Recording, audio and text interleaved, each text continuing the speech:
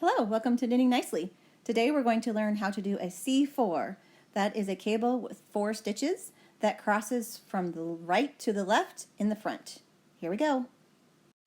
Okay, so I'm going to show you 4 different ways that you can do a C4 cable. Now a C4 cable is just 4 stitches, so it's 1, 2, 3, 4 stitches. And you'll be moving 2 stitches over from the right to the left in the front. So this is the first way to do a C4 cable. First we're going to purl the first 2 stitches. 1, 2, and then you're ready to do your cable crossover. This first way I'll show you how to do it with a extra needle. This is just an extra double pointed needle, and we're going to slip the first 2 stitches onto that extra needle.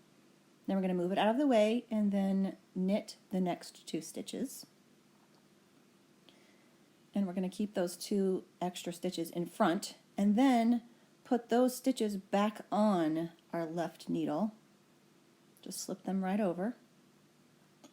And then we will knit those 2 stitches. And then you have a C4 cable with right to left in the front.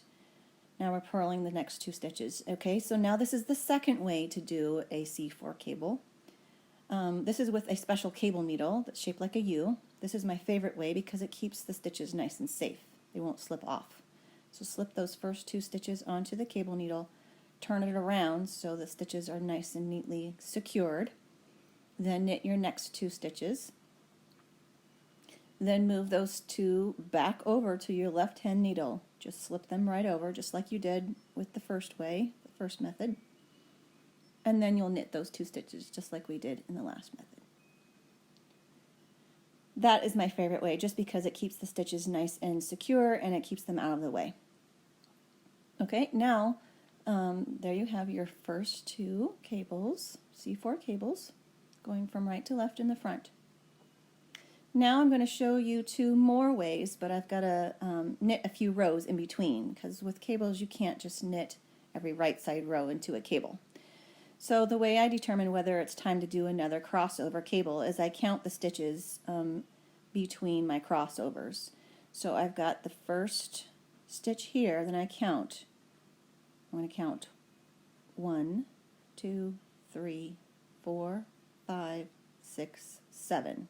I like to do 7 rows between these cables, and that's what you will be doing on your coaster as well. So that's 1, 2, 3, 4, 5, 6, 7. Okay, so that means we're ready to do our next crossovers. That's where you do your cable. So the first 2 stitches are purl on this sample. And then now this is the third way, and it's with a double pointed needle as well, but this time we're going to slip the stitches to the other end of the double pointed needle.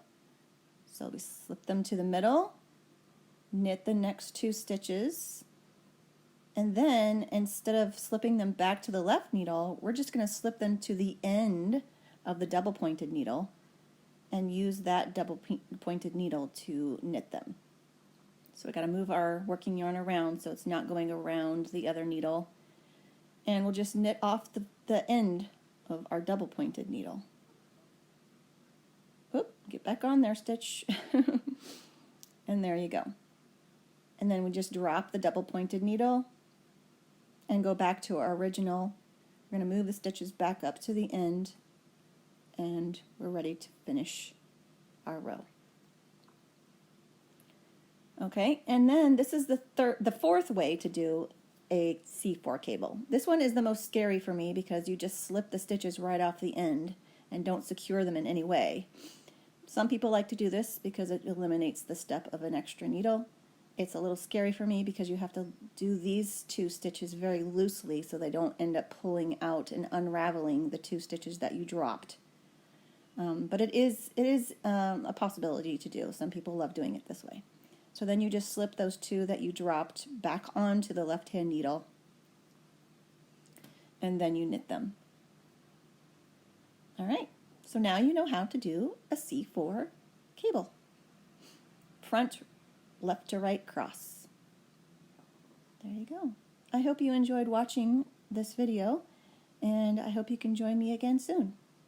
Have a great day.